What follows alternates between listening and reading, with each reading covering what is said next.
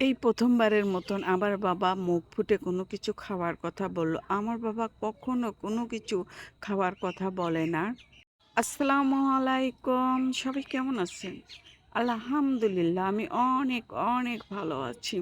জীবনে ১ম বারের মতন আমার বাবা পিঠা খাওয়ার কথা বলছে আমার আম্মার কাছে। আমার বাবা কখনো কোনো কিছু খাওয়ার কথা বলে না। হঠাৎ করে কি মনে হয়ে আমার বাবা আমার মাকে বলতেছে, "আমার না সরা পিঠা দিয়ে মাংসের ঝোল খেতে ইচ্ছা করছে।" কি মাংসের ঝোল খেতে ইচ্ছা করছে সেটা বলেনি। বলছে, "পিঠা দিয়ে মাংসের ঝোল খেতে ইচ্ছা করছে।" আম্মা আমাকে বলতেছে যে, "তোর বাবা এই কথা বলতেছে।" তা আমি আর মেয়ে হয়ে কি চুপচাপ থাকতে পারি বলেন তো? সঙ্গে, সঙ্গে ফ্রিজে মাংস ছিল, রাজহাঁসের মাংস ছিল। ওই যে শ্বশুরবাড়ি থেকে রাজহাঁস দিয়েছিল, সেই রাজহাঁসের মাংস ছিল।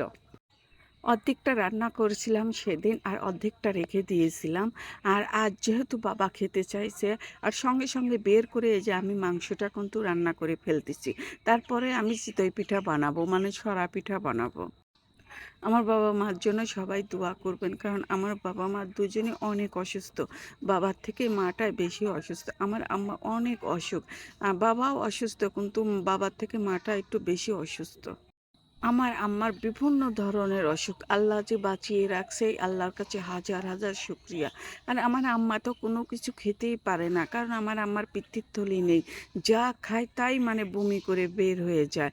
বের করে দেয়। হজম শক্তি করতে পারে না। আমার আম্মার হজম শক্তিটাই নেই। এই তো আমার হাঁসের মাংসটা রান্না করা হয়ে গেছে। এখন আমি পিঠা বানানোর জন্য আমি এই যে চাউলের আটা নিয়েছি। আর এটা ফ্রিজেই রাখা ছিল। এখন আমি এটা হালকা গরম পানিতে ভালোভাবে মাখিয়ে নেব। বাড়িতে এইটুকুই আটা ছিল। এইটুক আটা দিয়েই মানে আমার বাবার হলেই হলো আর আমার মেয়ের হলেই হলো। অনেক কয়টা তারপরে অনেক কয়টা পিঠাই হয়েছিল এইটুক আটা দিয়েই। তারপরে যে রান্নাঘরে চলে আসছি তরকারি বানানোর জন্য। আর তরকারি বাড়তে লেগে এই যে কতটুক তরকারি পড়ে যে মানে রান্নাঘরটা কেমন যেন হয়ে গেছিলো। তারপরে আবার একটু নেপে নিলাম। নেপে নিয়ে আবার এই যে পিঠাগুলো বানিয়ে নিচ্ছি। আর এটা হলো লোহার তাওয়া। আমার কাছে মাটির তাওয়া টেকে না। মানে মাটির তাওয়া দিলেই চুলাপা দিলে ফটাস, ফটাস করে ফেটে যায়। তারপরে এই যে লোহার তাওয়া এই যে মানে সেদিনই কিনে আনছি। এই ১ম মানে লোহার তাওয়াটা কিনে এনে আজকেই ১ম আমি এই যে পিঠাগুলো বানাচ্ছি।